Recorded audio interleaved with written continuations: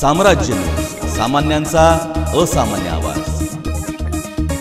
परिवहन विभागाला ऊर्जित अवस्था प्राप्त करून देण्यासाठी परिवहन विभागाच्या व्यवस्थापकपदी अशोक मल्लाव यांची नियुक्ती करण्यात आली होती। यावेळी मल्लाव यांनी परिवहन विभागाच्या उत्पादन वाढीसाठीचे प्रयत्न करणार, थकीत वेतन देणार आणि परिवहन विभागाचे चांगले दिवस पुन्हा घेऊन येणार अशी ग्वाही दिली होती।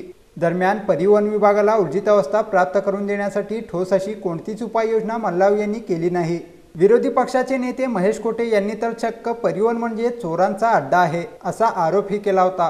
त्यांच्याच पक्षाचे नेते परिवहन सदस्य नाना मस्के यांनी मल्लाव यांना परिवहन विभागाच्या कल्याणासाठी मल्लाव यांना 6 महिन्याची मुदतवाढीचा ठराव ठेवला होता। त्यावेळी परिवहन समितीच्या व्यवस्थापकपदी मल्लाव यांची फेरनिवड करण्यात आली असल्याची माहिती परिवहन सभापती गणेश जाधव यांनी दिली। तत्कालीन व्यवस्थापक अशोक मल्लाव यांचा 6 महिन्यांची मुदतवाढ देण्यासाठी आमचे माजी सभापती नाना मस्के यांचा प्रस्ताव होता। त्यामुळे तो प्रस्ताव आम्ही अजेंडावर विषय घेऊन एकमताने मंजूर करण्यात आला, जेणेकरून इथून पुढे 6 महिने कमीत कमी 6 महिने तर ॲटलिस्ट बिना व्यवस्थापकाचा परिवहन चालू नये, इतक्या डबघाईला आलेलं परिवहन विना व्यवस्थापकाचं चालू नये, यासाठी आम्ही त्यांना 6 महिन्याचा कालावधी वाढवून दिलेला आहे। पालिका पदाधिकारी, नगरसेवक आणि परिवहन सदस्य मल्लाव हटावाची भूमिका घेतली होती, तरी देखील मल्लाव यांना पुन्हा 6 महिन्यांची मुदतवाढ देण्यात आल्याचे सांगण्यात आले।